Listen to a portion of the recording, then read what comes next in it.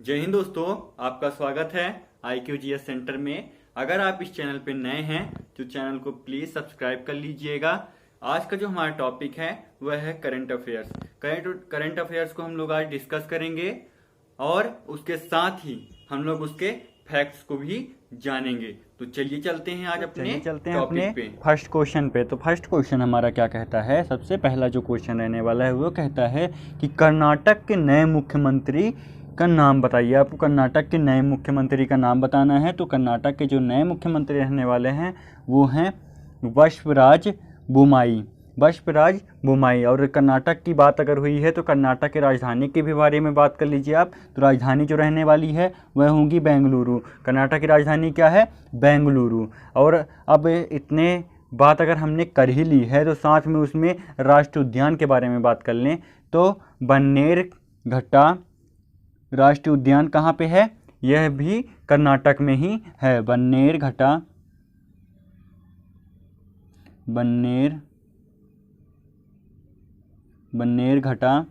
राष्ट्रीय उद्यान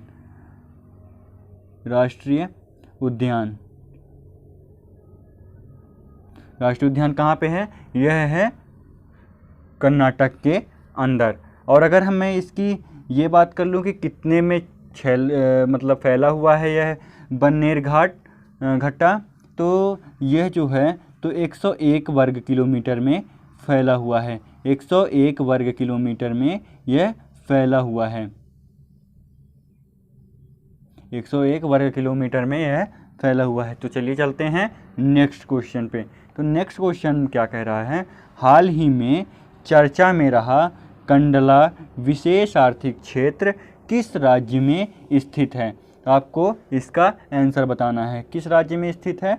तो यह जो राज्य रहने वाला है वह होगा कौन सा राज्य है? गुजरात राज्य में स्थित है। और अगर मैं इसकी बात करूं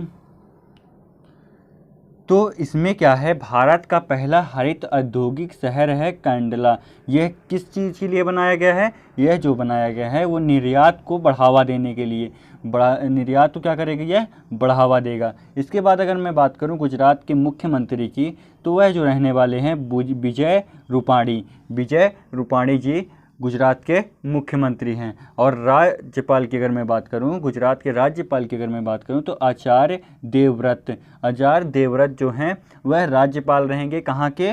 गुजरात के राज्यपाल कौन हैं? आचार्य देवव्रत यहाँ के राज्यपाल रहेंगे। अब थोड़ी सी राष्ट्रीय उद्यान की बात कर लें तो वसंदा राष्ट्रीय उद्यान कहाँ पे है? यह भी है जो है गुजरात में ही है। और गिर राष्ट्रीय उद्यान भी कहाँ है? यह भी गुजरात के अंदर ही है। अब आगे चलते हैं थर्ड क्वेश्चन में। थर्ड क्वेश्चन की अगर मैं बात करूं तो थर्ड क्वेश्चन में क्या कहता है? हाल ही में आई रिपोर्ट के अनुसार SC/ST के मामलों में कितने प्रतिशत की वृद्धि हुई है? मतलब ये बताना है आपको कि SC/ST अत्याचार के मामलों में कितने परसेंट की वृद्धि हुई है। तो जो इसका आंसर होगा वह होगा 11.46% की वृद्धि देखने के लिए मिली है। तो चलिए चलते हैं हम लोग नेक्स्ट क्वेश्चन में। हाल ही में अंतर्राष्ट्रीय बाघ दिवस मनाया गया है। हाल ही में अंतर्राष्ट्रीय बाघ दिवस मनाया गया, तो किस तारीख को बनाया गया है ये आपको बताना है। तो जो इसका आंसर होगा वह होगा 29 जुलाई को। 29 जुलाई को राष्ट्रीय बाघ दिवस मनाया गया है। अब चलते हैं नेक्स्ट क्वेश्चन पे। नेक्स्ट क्वेश्चन क्या कहता है कि अगस्त 2021 में 12वां संयुक्त सैन्य अभ्यास इंद्र 21, इंद्र के बाद यहाँ पे 21 होगा, इंद्र 21 किन दो देशों के बीच में आयोजित किया जाएगा? तो भारत और रूस के बीच में यह आयोजित किया जाएगा। और यह जो सैन्य अभ्यास है तो कब से कब तक चलेगा? अगर इसकी बात कर लेता है तो 1 तारीख से लेकर के 13 तारीख, मतलब 1 तारीख से लेकर के 13 अगस्त तक यह सैन्य अभ्यास जो है तो चलने वाला है।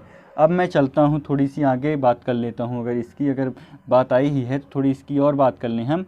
अगर कभी गलती से पूछ लेता है ऐसा क्वेश्चन कि यह जो सैन्य अभ्यास है तो सबसे पहले कब आयोजित किया गया, तो यह जो सैन्य अभ्यास है तो यह जो है तो 2003 में सबसे पहले आयोजित किया गया था। उसके साथ में एक क्वेश्चन और पूछ लेता है इसमें से कि तीनों सेना मतलब जल, थल, वायु तीनों सेना कब एक साथ ये युद्धाभ्यास की हैं? तो जो इसका आंसर होगा वह होगा 2017 में पहली बार ऐसा काम किया था। अब यह जो सैन्य अभ्यास चल रहा है वह किस लिए चल रहा है, मतलब किस लिए चल रहा है आपको बताना है। तो यह जो आतंकवाद को घटाने के लिए, मतलब आतंकवाद जो बढ़ रहे हैं उनको ठिकाने लगाने के लिए यह सैन्य अभ्यास चलाया जा रहा है। अब आगे चलते हैं, हम लोग बात करें तो नेक्स्ट क्वेश्चन क्या कहता है, हाल ही में किस देश ने अपनी खुद की क्रिप्टो करेंसी ई नायरा लॉन्च करने की घोषणा की है?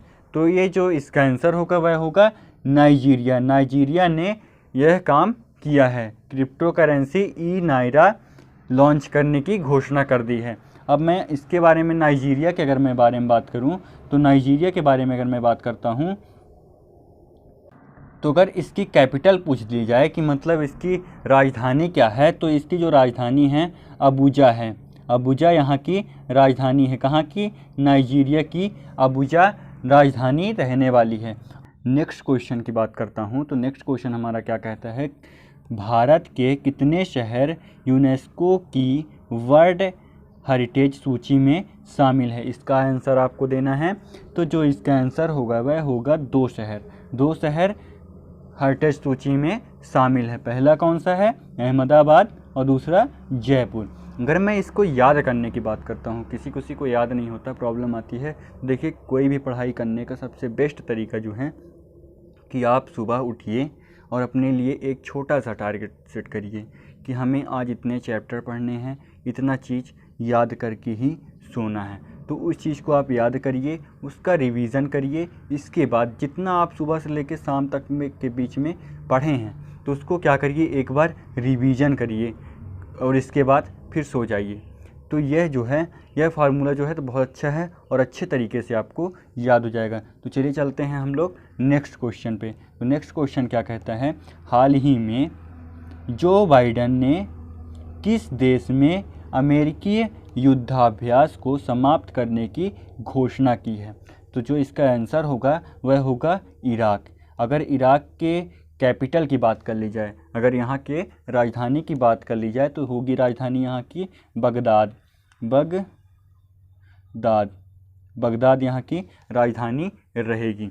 अब नेक्स्ट क्वेश्चन जो हमारा कहता है, टोक्यो ओलंपिक 2021 समारोह में भारतीय ध्वजवाहक कौन हैं? तो MC मैरी कॉम हैं और उसके साथ ही मनप्रीत सिंह हैं।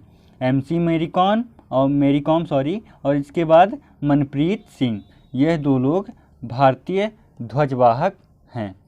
अगर मैं नेक्स्ट क्वेश्चन की बात करूं तो नेक्स्ट क्वेश्चन हमारा क्या कहता है, बीते दिनों चर्चा में रहे नंदू नाटेकर का संबंध किस खेल से है? आपको उस खेल का नाम बताना है। तो जो इसका आंसर होगा वह होगा बैडमिंटन। बैडमिंटन खेल से यह संबंधित थे।